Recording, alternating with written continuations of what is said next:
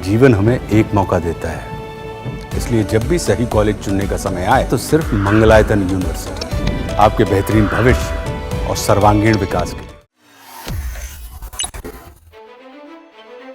पाकिस्तान में रविवार को लश्कर ताइबा आतंकी अबू कताल सिंधी मारा गया।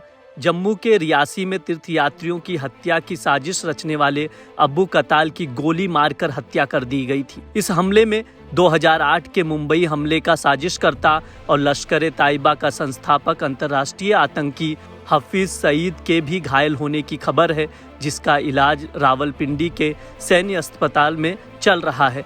हालांकि उसके स्वास्थ्य को लेकर अब तक कोई पुख्ता जानकारी सामने नहीं आ पाई है।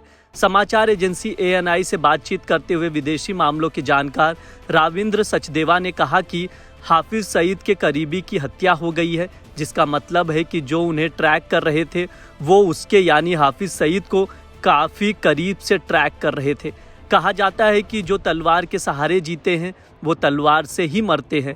हाफिज सईद के साथ ही ऐसा ही हो सकता है। सचदेवा ने अनुमान लगाया है कि सईद ने अपने भतीजे की हत्या के बाद अपनी सुरक्षा कड़ी कर दी होगी। उन्होंने ये भी कहा कि हाफिज सईद का अगला कदम अपनी सुरक्षा बढ़ाना और पाकिस्तानी सेना से मदद मांगना हो सकता है। हालांकि वे पहले से ही उसे सुरक्षा दे रहे हैं। कोई नहीं कह सकता है कि इस घटना के पीछे कौन है, लेकिन ये संभवतः पाकिस्तानी अधिकारियों द्वारा भारत को बदनाम करने के लिए किया गया काम भी हो सकता है। हमले में एक अन्य व्यक्ति के घायल होने की खबरों पर टिप्पणी करते हुए रिटायर्ड मेजर जनरल ध्रुव सी कटोच ने कहा कि वो स्वयं हाफिज सईद भी हो सकता है।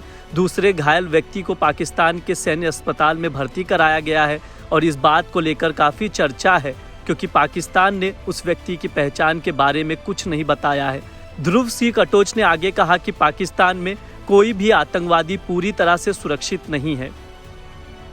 देखिए, बलूचिस्तान में जो हो रहा है ये एक्सपेक्टेड है और ये माहौल आगे और बिगड़ेगा ही। पॉइंट इसकी पाकिस्तान ने अपनी हिस्ट्री में कभी इस इलाके को, बलूचिस्तान को ध्यान नहीं दिया और एक्सप्लॉइट किया उसके नेचुरल रिसोर्सेज को।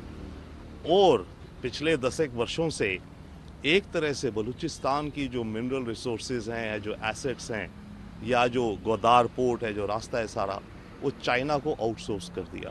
पाकिस्तान ने ये सोचा कि ये तो बैरन लैंड है, चाइना को एक्सेस दे दूं मैं वार्म वाटर पोर्ट्स के लिए, और यहाँ की आबादी की उसने कोई चिंता नहीं करी, जिसके चलते वहाँ पर पाकिस्तान आर्मी ने सिक्योरिटी बहुत बढ़ा दी, चेक्स बहुत बढ़ा दिए। पहले ही वैसे पानी नहीं है, बिजली नहीं है, खाने की किल्लत है गरीबियों ने इलाकों में, उसके ऊपर अब पाकिस्तान की फ़ौज वहाँ पे अत्याचार भी कर रही है। डिसिडेंट्स जो हैं, इंडिपेंडेंस मांगते हैं बड़े लंबे समय से, उनको दबा रही है। तो इन सब चीज़ों का एक कॉकटेल मिक्स हो गया है जो पाकिस्तान के सामने आया है।